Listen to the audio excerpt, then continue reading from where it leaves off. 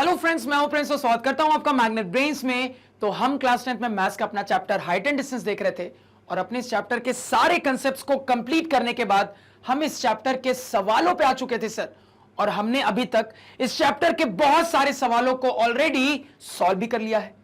तो इसी सवालों की सीरीज को आगे बढ़ाते हुए इस लेक्चर में कुछ और शानदार सवालों को सॉल्व कर लेते हैं सर। तो अपने इस लेक्चर को इस तगड़े सवाल के साथ शुरू करते हैं। तो मैं आपको बताना चाहूंगा कि अगर यह सवाल हमसे बोर्ड एग्जाम में पूछा जाता है सर, तो या तो 1 मार्क्स में पूछा जाएगा या फिर 2 मार्क्स में पूछा जाएगा। तो इस चैप्टर के सवालों को सॉल्व करने के लिए हमने जो अपने कंसेप्ट के लेक्चर्स में टेक्निक्स का कलेक्शन सीखा था ना, उसको कभी भी मत भूलिएगा, क्योंकि उन्हीं टेक्निक्स के कलेक्शन की मदद से इस चैप्टर के हर सवाल को आपको सोचना है सर। तो इस कलेक्शन को यहां पे भी अप्लाई कर देंगे। तो हमारे कलेक्शन में सबसे इंपॉर्टेंट टेक्निक यह कहती है सर कि आप अपने सवाल को बिल्कुल ध्यान से पढ़ोगे ताकि उस सवाल की कहानी आप अच्छे से समझ पाओ। क्योंकि एक बार आपने सवाल की कहानी, सवाल की सिचुएशन को अच्छे से समझ लिया ना, उसके बाद आप बड़ी आसानी से उस सवाल का डायग्राम बना सकते हो। और पूरा मुद्दा डायग्राम बनाने का ही है, क्योंकि हमें यह बहुत अच्छे से पता है सर कि हाइट एंड डिस्टेंस के सवाल के लिए अगर हमने सही तरीके से डायग्राम बना लिया ना, तो 70% सवाल तो वहीं पे सॉल्व हो जाता है। तो अपनी इस पहली टेक्निक को यहां पे भी अप्लाई कर देंगे। तो सबसे पहले अपने सवाल को पढ़ के सवाल की कहानी समझने की कोशिश करते हैं सर। सवाल यहां पे कह रहा है कि circus artist is climbing from the ground along a rope stretched from the top of a vertical pole and tied at the ground. The height of the pole is 12 meter and the angle made by the rope with the ground level is 30 degree. Calculate the distance covered by the artist in climbing to the top of the pole. तो यहां पे देखो, सवाल पढ़ के सवाल की कहानी बहुत अच्छे से मुझे क्लियर हो रही है। देखो क्या कहानी समझ में आ रही है। तो ये जो सिचुएशन है ना सर, बहुत प्रैक्टिकल सिचुएशन है और इस सिचुएशन से मेरा और आपका बचपन जुड़ा है। क्योंकि हम लोग बचपन में कभी ना कभी सर्कस देखने जरूर गए हैं। और सर्कस में भी जब वो वाला स्टंट आता था ना, जहां पे एक इंसान एक पतली सी रस्सी पे बैलेंस करके इधर से उधर चल जाता था, तो हम कितने ज्यादा हैरान हो जाते थे। बिल्कुल वही सिचुएशन यहां पे बन रही है सर। तो यहां पे समझते हैं एग्जैक्टली किस टाइप की ये रस्सी वाली सिचुएशन बन रही है। ध्यान से सुनना। तो सवाल पढ़ के बहुत अच्छे से ये क्लियर हो रहा है सर कि सवाल में एक कंस्ट्रक्शन पोल की बात हो रही है। ऑब्वियस ही बात है सर, पोल हवा में तो लटक नहीं रहा होगा, पोल जमीन पे होगा। और मैंने आपको सिखाया है इस चैप्टर के सवालों के लिए कभी भी जमीन की बात करनी है तो बाय डिफॉल्ट आपको यह मान के चलना है कि आपका जो ग्राउंड लेवल है, आपका जो जमीन है, वो बिल्कुल फ्लैट है, बिल्कुल स्ट्रेट है, बिल्कुल हॉरिजॉन्टल है। अगेन मैंने आपको यह भी बताया है कि इस चैप्टर के सवालों के लिए कभी भी अगर जमीन के ऊपर, ग्राउंड के ऊपर किसी कंस्ट्रक्शन की बात करोगे तो बाय डिफॉल्ट आपको अपना कंस्ट्रक्शन इस तरीके से करना है कि वो कंस्ट्रक्शन ग्राउंड लेवल के साथ परपेंडिकुलर हो सर। इस कंसेप्ट को यहां पे अप्लाई कर देते हैं। तो जमीन के ऊपर एक पोल बना लेते हैं सर। जमीन के ऊपर एक पोल यहां पे बना लेते हैं। पोल को बना लिया। इतना सभी को क्लियर हुआ सर। अब देखो आगे क्या कहा जा रहा है। अब कहा जा रहा है सर कि एक रस्सी है। क्या है सर? एक रस्सी है। ठीक है। अब देखो इसी रस्सी पे बैलेंस करके हमारा जो सर्कस आर्टिस्ट है वो चलने वाला है। अब देखो ये रस्सी बंधी कैसे है। तो आपको बताया जा रहा है कि रस्सी का जो एक एंड है, रस्सी का जो एक छोर है सर, वो आपके पोल के टॉप से बंधा है और रस्सी का जो दूसरा छोर है सर, वो जमीन से बंधा हुआ है। अब आप लोग सोचोगे कि अगर हमारी रस्सी इस तरीके से बंधी है कि एक छोर पोल के टॉप से बंधा है, दूसरा छोर जमीन से बंधा है सर, तो हमारी रस्सी तो कई तरीके से यहां पे बंधी हो सकती है। हमारी रस्सी ऐसे बंधी हो सकती है, हमारी रस्सी ऐसे बंधी हो सकती है, हमारी रस्सी ऐसी बंधी हो सकती है, हो सकता है हमारी रस्सी ऐसे भी बंधी हो सकती है, ऐसे भी बंधी हो सकती है, ऐसे भी बंधी हो सकती है, ऐसे भी बंधी हो सकती है। तो मुद्दा यह है कि रस्सी आखिर बंधी कैसी है, तो इसके बारे में आगे जाके क्लियर किया जा रहा है। आगे जाके बताया जा रहा है सर कि यह रस्सी इस तरीके से जमीन पे बंधी है सर कि यह रस्सी जमीन के साथ 30 डिग्री का एंगल बना रही है। तो यहां पे अब आपको एग्जैक्ट तरीके से क्लियर किया जा रहा है कि रस्सी बंधी कैसी है। तो रस्सी इस तरीके से बंधी है सर कि जमीन के साथ 30 डिग्री का एंगल बना रही है सर, यानी कुछ इस टाइप की सिचुएशन है। अब समझने की कोशिश करिएगा। यहां पे कुछ स्टूडेंट्स आर्ग्यू कर सकते हैं सर कि मुझे यहां पे बस इतना बोला जा रहा है कि हमारी ये जो रस्सी है जिसपे हमारा सर्कस आर्टिस्ट बैलेंस करके चलने वाला है, ये इस तरीके से बंधी है कि ये रस्सी जमीन के साथ 30 डिग्री का एंगल बना रही है सर। तो ये रस्सी वाली सिचुएशन सर इधर भी बन सकती है, इधर में भी तो बन सकती है ना सर। बिल्कुल सही बात है, इधर भी बन सकती है, क्योंकि सवाल के लैंग्वेज से क्लियर नहीं किया गया है कि राइट साइड में बन रही है कि लेफ्ट साइड में, तो दोनों तरफ की पॉसिबिलिटी बनती है सर। तो मुद्दा यह है कि हम अपना डायग्राम ऐसे बनाएं तो ज्यादा सही रहेगा, ऐसे बनाएं तो ज्यादा सही रहेगा, या दोनों शो करके दिखाना पड़ेगा। तो इसका जवाब अब आप लोग बहुत अच्छे से जानते हो। क्या जवाब दोगे? यहां पे तुरंत आपका जवाब आना चाहिए कि सर आप इस सिचुएशन को भी लेके बना सकते हो, इस सिचुएशन को लेके भी बना सकते हो, कोई दिक्कत नहीं है, दोनों ही सिचुएशन बिल्कुल सही है। आप ऐसे कंसीडर करके बनाओ या फिर आप ऐसे कंसीडर करके बनाओ सर, कोई दिक्कत नहीं है। तो मान लो मैं रैंडमली इस तरीके से सिचुएशन को कंसीडर करके यहां पे बनाता हूं, तो इसको यहां पे रब कर लेते हैं। क्लियर हो गया सर? तो मेरा फिगर अब मेरे सामने है, तो हमें यहां पे यह भी बता दिया गया है कि ये जो पोल है, इस पोल की हाइट क्या है। क्या बताया गया है सर? तो हमें बताया गया है कि इस पोल की हाइट है 12 मीटर। हमें बता दिया गया है सर कि इस पोल की हाइट है 12 मीटर। अब मुझे यहां पे बहुत क्लियरली एक राइट एंगल ट्रायंगल बनता हुआ दिख रहा है सर, तो अपने ट्रायंगल का नामकरण कर लेंगे। अगेन ये आपकी पर्सनल चॉइस है कि ट्रायंगल के वर्टिसेस का क्या नाम रखना चाहते हो। आप चाहो तो एबीसी रख लो, XYZ रख लो, PQR रख लो, जो रखना चाहते हो रख लो, कोई दिक्कत नहीं है सर, कुछ भी रख लो। क्लियर है?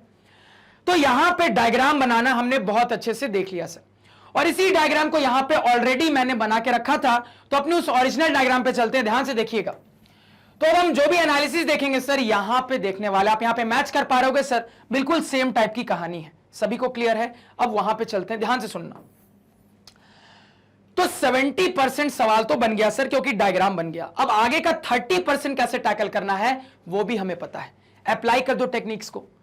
अब यहां पे मेरी बात को बिल्कुल ध्यान से सुनना, क्योंकि ये जो लास्ट में पूछा जा रहा है ना, बड़े इंटरेस्टिंग तरीके से पूछा जा रहा है। इस पार्ट में बहुत सारे स्टूडेंट्स अटक जाएंगे। देखो क्या पूछा जा रहा है।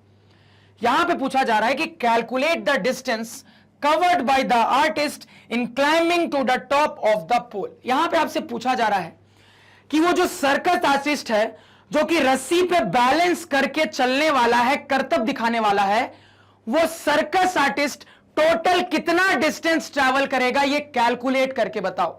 ये जो सर्कस आर्टिस्ट रस्सी पे बैलेंस करके करतब दिखा के चलने वाला है और चलते हुए मेरे पोल के टॉप तक पहुंचने वाला है, तो ये करने में मेरा सर्कस आर्टिस्ट कितना डिस्टेंस ट्रैवल करेगा, ये मुझे कैलकुलेट करके बताओ।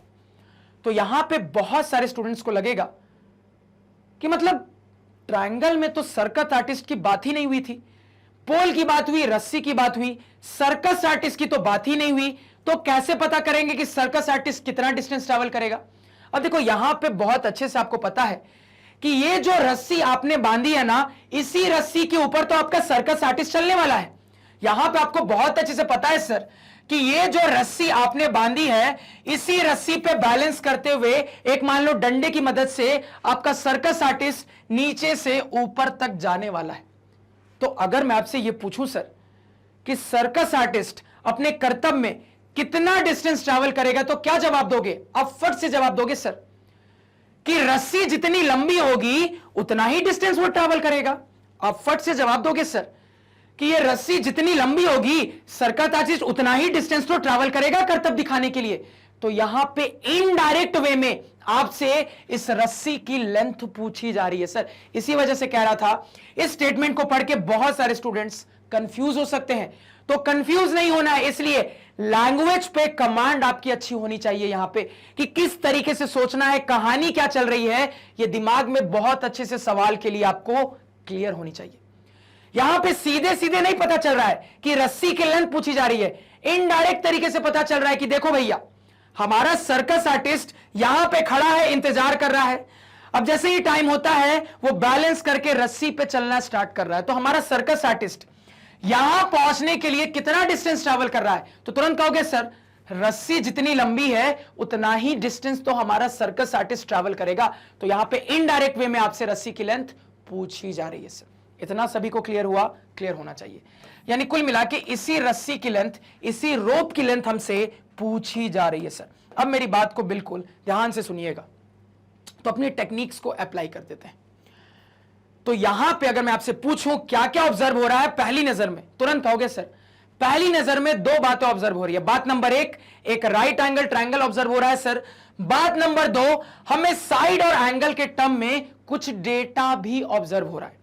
तो यही दो बातें मुझे ऑब्जर्व हो रही है सर, एक राइट एंगल ट्रायंगल, दूसरा साइड और एंगल के टर्म में कुछ डेटा ऑब्जर्व हो रहा है।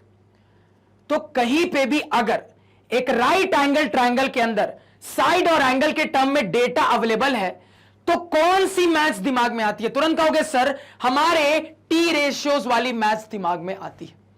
तो इतना समझ में आ चुका है कि सॉल्व करने के लिए टी रेशियोज की कहानी अप्लाई करनी पड़ेगी सर।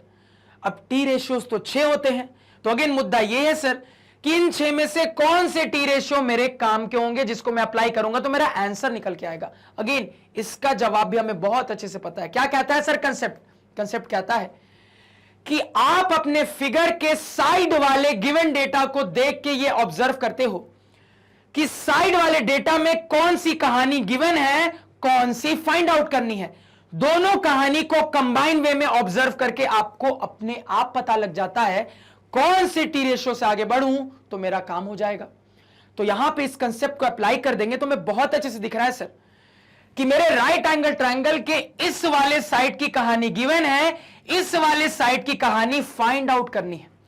अब इस चीज को अगर मैं परपेंडिकुलर बेस और हाइपोटेनियस के टर्म में मार्क करूं सर तो मुझे दिख रहा है कि चूंकि ये मेरा थीटा है तो सामने वाला मेरा परपेंडिकुलर का काम करेगा सर, ये मेरा हाइपोटेनियस का काम करेगा सर, और ये जो बच गया ये बेस का काम करेगा सर। तो यहां पे अगर मैं अपने साइड वाले गिवन डेटा और फाइंड आउट करने वाले डेटा को कंबाइन करूं तो मुझे दिख रहा है सर कि जो साइड पे बात हो रही है वो बात परपेंडिकुलर और हाइपोटेनियस पे हो रही है। तो अब मुझे यहां पे समझ में आ गया है कि मुझे ऐसे टी रेशियो को ढूंढना पड़ेगा जो कि डायरेक्टली परपेंडिकुलर और हाइपोटेनियस पे बात करता है। तो कौन से टी रेशियोज हैं जो कि डायरेक्टली परपेंडिकुलर हाइपोटेनियस पे बात करते हैं? तुरंत कहोगे सर कि डायरेक्टली परपेंडिकुलर और हाइपोटेनियस पे बात करने वाले दो टी रेशियोज होते हैं। एक होता है सर साइन, दूसरा होता है कोसेक। इसमें भी मैंने आपको सिखाया है कि जब बेसिक वाले टी रेशियो से काम हो रहा हो तो रेसिप्रोकल वाले पे जाने की कोई जरूरत नहीं है सर। तो साइन से काम हो रहा है, इसी से काम ले लेते हैं सर। तो यहां पे आप कंसेप्ट को अप्लाई कर दो। तो यहां पे आप लिख देंगे sir in triangle A B C sine 30 degree बराबर, साइन 30 डिग्री बराबर। अब अपने राइट एंगल ट्रायंगल के साइड्स के टर्म में हम किसी भी टी रेशियो को एक्सप्रेस करना जानते हैं। फंडा ये कहता है सर साइन थीटा जो होता है वो P बाई एच यानी कि परपेंडिकुलर बाई हाइपोटेनियस होता है। अब फिगर के हिसाब से P कितना है सर? P है 12 मीटर। हाइपोटेनियस तो मुझे कैलकुलेट ही करना है सर। मान लो इसको मैं L कह देता हूं। Length of the rope length है तो L से डिनोट करके L कह देता हूं। इसी L को मान लो मुझे कैलकुलेट करना है तो यहां पे पुट कर दो सर वैल्यू। तो यहां पे मैं लिख दूंगा साइन 30 डिग्री बराबर 12 metre divided by 12 metre divided by figure के हिसाब से AC। इसी AC को मुझे क्या करना है सर? कैलकुलेट करना है। यही तो मेरे रोप की लंबाई है सर। आगे चलते हैं। तो साइन 30 डिग्री होता है 1/2 बराबर यहां पे 12 metre divided by AC। AC क्या है सर? आपके रोप की लेंथ है जिसको मैंने L से रिप्रेजेंट किया है। अब यहां पे मैं क्रॉस मल्टीप्लाई कर लूंगा सर। तो L बराबर 24 दूनी के 12 दूनी के 24 यानी कि 24 मीटर कह दूंगा। यहां पे क्रॉस मल्टीप्लाई करके तुरंत कह दूंगा सर कि हमारी जो रोप की लेंथ हो जाएगी वो 12 2 24 मीटर हो जाएगी। तो हमने अपने रोप की लेंथ को कैलकुलेट कर लिया है। कितना आ रहा है सर? 24 मीटर निकल के आ रहा है। अब अगर यह सवाल 1 नंबर में आता है तो इतना ही लिखना है, इससे ज्यादा नहीं लिखना है। अगर 2 नंबर में आता है सर तो उस सिचुएशन में जैसे मैंने आपको सिखाया था वैसे थोड़ा सा इंट्रोडक्शन देना पड़ेगा और लास्ट में स्टेटमेंट फॉर्म में भी लिखना पड़ेगा। Hence the length of the rope is 24 metre. That's it. इतना कर दोगे पूरे नंबर मिल जाएंगे। तो इजी सवाल था। सवाल की कहानी सभी को समझ में आई? क्या आनी चाहिए? देखो अभी शुरुआत में इजी सवाल मिलेंगे, जैसे जैसे आगे जाते जाएंगे सवाल के लेवल इंक्रीज होते जाएंगे सर। अब चलते इसी के साथ नेक्स्ट सवाल पे, ध्यान से सुनिएगा।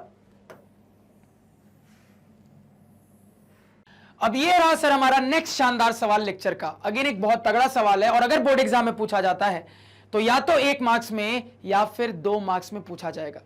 तो जो भी टेक्निक्स जानते हैं सर यहां पे भी अप्लाई कर देंगे। तो यहां पे सबसे पहले अपने सवाल को पढ़ के सवाल की कहानी समझ लेते हैं। तो सवाल यहां पे कह रहा है सर कि a bridge across a river makes an angle of 45 degree with the river bank as shown in the figure. तो यहां पे अपने सवाल के लिए ऑलरेडी हमें बहुत अच्छे से फिगर दे दिया गया है। आगे सवाल कह रहा है sir, if the length of the bridge across the river is 150 metre, what is the width of the river. अब इस सवाल को बड़े ध्यान से सुनना, क्योंकि एक अच्छा सवाल। अब देखो यहां पे सवाल के लिए आपको फिगर देके सवाल बहुत आसान कर दिया गया, लेकिन यहां पे अगर एग्जामिनर चाहता ना तो फिगर को छिपा सकता था। वो चाहता तो बिना फिगर के भी आपको सवाल दे सकता था, क्योंकि यहां पे अगर आप चाहो ना तो सवाल के लैंग्वेज को अच्छे से समझ के फिगर तक बड़ी आसानी से पहुंच सकते हो। तो थोड़ी देर के लिए अब इस फिगर को दिमाग से निकाल दो। यहां पे हम लैंग्वेज की मदद से फिगर इमेजिन करने की कोशिश करते हैं, ध्यान से सुनना। तो देखो सवाल में अगेन एक प्रैक्टिकल सिचुएशन है। क्या कहानी चल रही है सर? तो मुझे बोला जा रहा है सर कि एक नदी है, एक रिवर है, ठीक है। तो हमने अपनी नदी बनाई, हमने अपना रिवर बनाया सर। ये पानी बह रहा है मेरे रिवर में, पानी भी बना दिया सर, यहां पे पानी बह रहा है, पानी बना दिया। और ये हमारे नदी का क्या है सर? किनारा है। अब देखो सर, इस नदी को पार करने के लिए, इस नदी को क्रॉस करने के लिए इस नदी पे एक ब्रिज बना है सर, एक पुल बना है। अब ध्यान देना सर, नदी का जो पुल है वो ऐसे भी बनाया जा सकता है। दूसरे कलर से दिखाता हूं और अच्छे से समझ में आएगा। ध्यान से देखना, ध्यान से देखना और समझने की कोशिश करना है। यहां पे सर मेरे नदी का जो पुल है ये ऐसे भी बनाया जा सकता है। देखो कलर चेंज किया, कलर नहीं चेंज हुआ। बड़ा अजीब, बहुत अजीब कंप्यूटर है, पता नहीं क्या इसके दिमाग में चलता है। तो सर नदी का जो पुल है वो ऐसे भी बना हो सकता है। सर मेरे नदी का जो पुल है हो सकता है ऐसे टेढ़ा बना हो। सर हो सकता है हमारे नदी का पुल इस तरीके से बना हो। तो नदी को पार करने के लिए नदी का पुल तो कई तरीके से बनाया जा सकता है।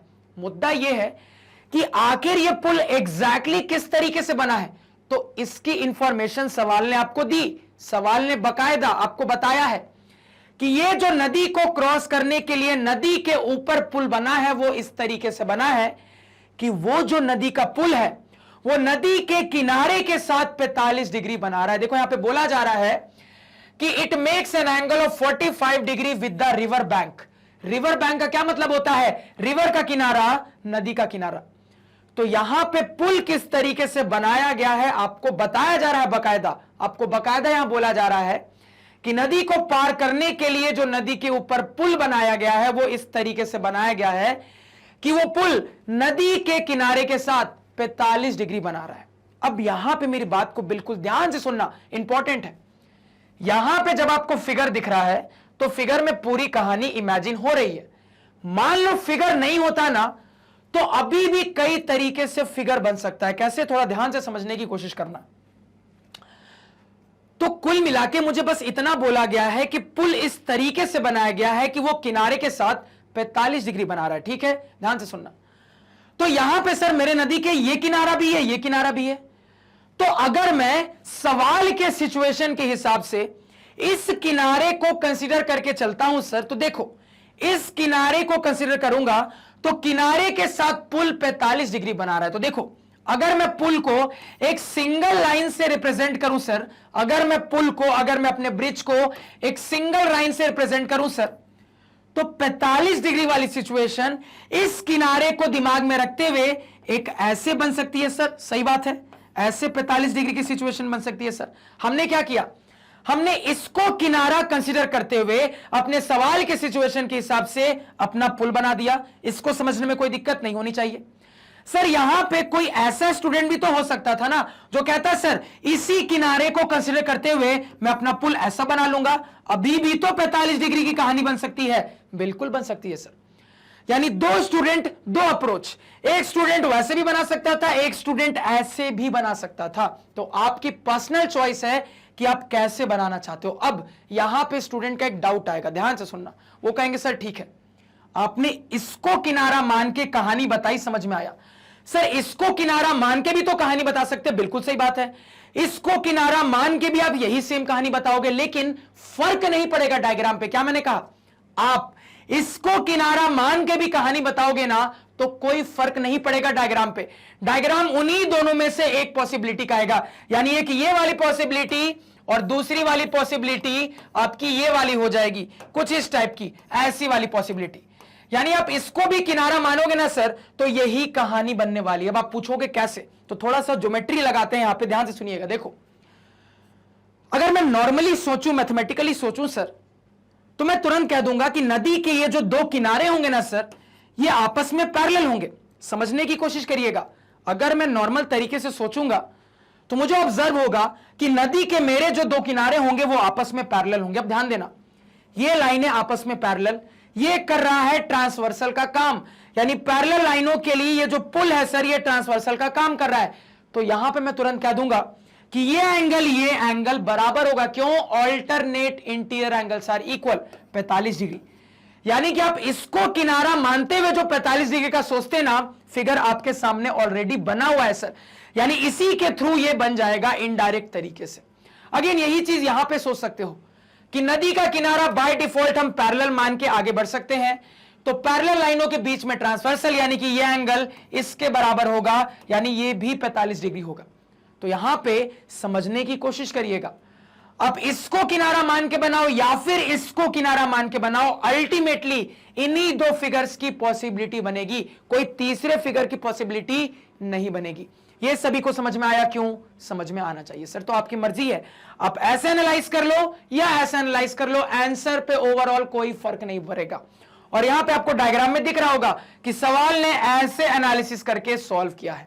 क्लियर हुआ? अब देखो, आपको यहां पे बता दिया गया है सर कि आपका ये जो पुल है ये कितना लंबा है। आपको बता दिया गया है सर कि आपके पुल की लंबाई 150 मीटर है, यानी कि ये जो पुल की लंबाई है सर ये कितनी है? 150 मीटर है। ये आपको बता दिया गया है कि ये जो पुल की लंबाई है ये 150 मीटर है। आपसे पूछा क्या जा रहा है सर? आपसे पूछा जा रहा है कि ये जो नदी है, ये जो रिवर है, इसकी चौड़ाई क्या होगी। अब देखो, विड्थ ऑफ द रिवर का क्या मतलब है? रिवर की चौड़ाई। रिवर की चौड़ाई क्या होती है सर? यही तो मेरे रिवर की चौड़ाई हो जाएगी सर, यही तो मेरे रिवर की चौड़ाई हो जाएगी सर। यही मुझसे पूछा जा रहा है। तो इतनी कहानी बताने के बाद मुझसे पूछा जा रहा है कि मेरे रिवर की चौड़ाई क्या होगी।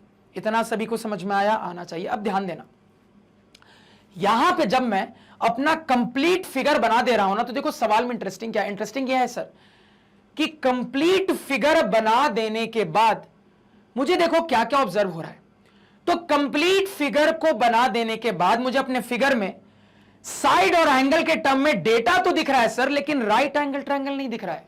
समझिएगा बात को, फिगर को बनाने के बाद तुरंत आप कहोगे सर कि मेरे फिगर में डेटा तो मुझे दिख रहा है लेकिन राइट एंगल ट्रायंगल नहीं दिख रहा है। और याद करो, मैंने आपको कंसेप्ट के लेक्चर में बताया था कि बहुत सारे ऐसे सवाल मिलेंगे जहां सीधे सीधे राइट एंगल ट्रायंगल नहीं दिखेगा, तो वहां आपको फोर्सफुली राइट एंगल ट्रायंगल लाना पड़ेगा, क्योंकि आपको यह भली भांति पता है कि जब तक राइट एंगल ट्रायंगल और साइड और एंगल की कहानी एक साथ नहीं होगी तब तक आप टी रेशियो की मैथमेटिक्स नहीं लगा सकते।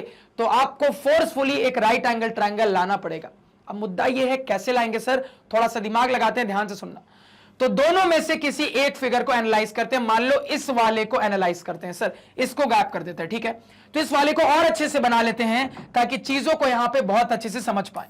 तो इस बार नदी को थोड़ा बड़ा बनाते हैं ताकि आप थोड़ा सा इमेजिन कर पाओ जो मैं आपको इमेजिन करवाना चाहता हूं। तो नदी में पानी भी बना लेते हैं, नदी में पानी भी बना लिया, नदी में यहां पे पानी को भी बना लिया। अब नदी के ऊपर पुल बनाना बाकी है, पुल को भी बना लेंगे। तो यहां पे नदी पे पुल को भी बना लिया, और ये जो पुल है ये मेरे रिवर बैंक के साथ, नदी के किनारे के साथ 45 डिग्री बना रहा है, जहां पे मुझसे अपने नदी की ये वाली चौड़ाई पूछी जा रही है सर। क्लियर है? अब मेरी बात ध्यान से सुनना। अभी हमने देखा सर कि नदी के जो रिवर बैंक्स होंगे, जो दो किनारे होंगे, वो आपस में पैरेलल होंगे सर। कंफर्म ये मुझे अपने फिगर में ऑब्जर्व हो रहा है। अब समझिएगा बात को सर, मुझसे कुल मिला के नदी की चौड़ाई यानी ये वाला लेंथ पूछा जा रहा है। अब ऑब्वियस सी बात है, ऐसा तो होगा नहीं सर कि आप अपने जो नदी की चौड़ाई है वो ऐसे नापोगे या ऐसे नापोगे। कैसे नापोगे सर? तो हमें पता है कि नदी की चौड़ाई नापने का मतलब यहां पे यह है कि हमें कुल मिला के इसी परपेंडिकुलर डिस्टेंस को मेजर करना है, क्योंकि मैंने आपको कई बार बताया है कि कभी भी अगर दो लाइनों के बीच के डिस्टेंस की बात होती है तो बाय डिफॉल्ट अगर अलग से सवाल कुछ नहीं कहता तो आप ये मान के चलोगे कि वो डिस्टेंस परपेंडिकुलर डिस्टेंस होगा। तो चौड़ाई का मतलब यह है सर कि आपको ये जो डिस्टेंस मेजर करना है वो परपेंडिकुलर डिस्टेंस को मेजर करके बताना है। क्लियर है? और हमें ये बहुत अच्छे से ज्योमेट्री के नॉलेज से पता है सर कि दो पैरेलल लाइनों के बीच में, हमें यह पता है सर कि दो पैरेलल लाइनों के बीच में हम कितने भी परपेंडिकुलर डिस्टेंस बना लें, इन सब की लेंथ बराबर होती है। सही बात है सर। अब देखो इस कंसेप्ट का यहां पे यूज करते हैं तो ऑब्वियस सी बात है सर कि अगर ये मेरे नदी की चौड़ाई को रिप्रेजेंट कर रहा है, जिसको मान लो मैं ए बी से यहां पे रिप्रेजेंट करवा रहा हूं सर, और यहां पे अब मैं ये परपेंडिकुलर लेंथ बना लूं, इसको मान लो मैं पी क्यू कह दूं, तो क्या ये लेंथ बराबर नहीं होगा? बिल्कुल होगा सर। हमें पता है कि आप दो पैरेलल लाइनों के बीच में कितने भी परपेंडिकुलर डिस्टेंस बना ले, सारे के लेंथ बराबर होने वाले। तो हमने इस तरीके से अपना परपेंडिकुलर बनाया, हमने इस तरीके से फोर्सफुली अपना राइट एंगल ट्रायंगल बनाया कि हम टी रेशो की बात कर पाए सर। तो अगेन यहां सवाल में इंटरेस्टिंग क्या था? इंटरेस्टिंग ये था कि यहां पे सीधे सीधे आपको राइट एंगल ट्रायंगल नहीं दिखेगा, थोड़ा सा दिमाग लगाओगे तब दिखेगा। यहां पे बकायदा समझ में आ रहा होगा कि हमें फोर्सफुली राइट एंगल ट्रायंगल बनाना पड़ा अपने ज्योमेट्री के कंसेप्ट्स की मदद से। यानी कुल मिला के ये डिस्टेंस की बात करो, इसकी बात करो, इसकी बात करो, सब कुछ एक ही बात है सर। तो मैंने अपनी सुविधा के अनुसार इसको निकालना सही समझा, क्योंकि मुझे पता है कि अगर मैं इस परपेंडिकुलर डिस्टेंस को कंसीडर करके आगे बढ़ता हूं सर, तो मेरे पास वर्क करने के लिए अब एक राइट एंगल ट्रायंगल आ चुका है सर। अब मैं यहां पे अपने ऑब्जर्वेशन में कंप्लीटली ये कह सकता हूं सर कि मुझे एक राइट एंगल ट्रायंगल ऑब्जर्व हो रहा है और मुझे अपने राइट एंगल ट्रायंगल में कुछ डेटा ऑब्जर्व हो रहे हैं। ठीक है, तो यहां पे कौन सी ऐसी मैथ्स होती है जो कि राइट एंगल ट्रायंगल और उसके डेटा यानी कि साइड और एंगल को कंबाइन करके बात करती है? आप तुरंत कहोगे सर टी रेशो की मैथ होती है।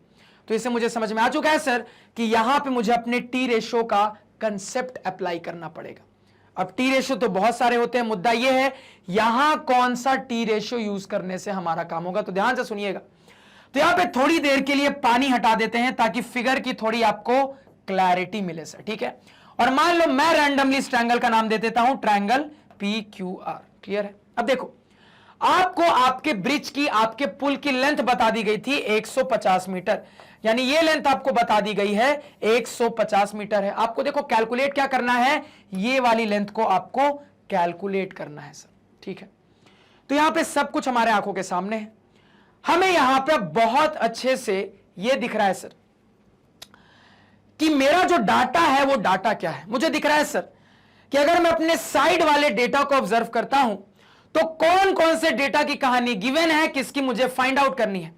तो अगर मैं इसको थीटा के मान के चल रहा हूं सर, तो इसको थीटा मानने के हिसाब से सामने वाला परपेंडिकुलर पी का काम करेगा और ये सर मेरे हाइपोटेनियस का काम करेगा, ये बेस का काम करेगा। तो कौन सा टी रेशो अप्लाई करना चाहिए मुझे दिख रहा है सर, मुझे दिख रहा है कि जो मेरे साइड की डेटा की कहानी है उसके हिसाब से परपेंडिकुलर और हाइपोटेनियस पे बात हो रही है। तो इन पे डायरेक्टली बात करने वाला कौन सा टी रेशियो था, तुरंत क्या दोगे सर? इन पे डायरेक्टली बात करने वाले दो टी रेशियो के बारे में जानते हैं, एक साइन, दूसरा कोसेक। कई बार सिखाया है, जब बेसिक वाले से काम चल रहा है तो रेसिप्रोकल पे जाने की कोई जरूरत नहीं है, साइन से काम निकाल लेंगे सर।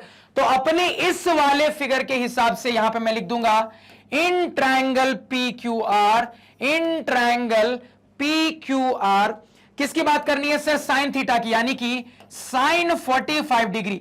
अब मुझे पता है सर कि राइट एंगल ट्रायंगल के साइड के टर्म में साइन थीटा होता है पी बाई एच, यानी कि परपेंडिकुलर बाय हाइपोटेनियस। तो फॉर्मूले के हिसाब से पी क्या है सर? ये length P Q, width of the river. तो P Q divided by hypotenuse H जो कि है 150 मीटर। अब मुझे यहां पे पी क्यू को कैलकुलेट करना है, कैलकुलेट कर लेते हैं सर। तो क्रॉस मल्टीप्लाई करूंगा तो बोल दूंगा पी क्यू बराबर यहां पे sine 45 degree, sine 45 degree into 150 metre.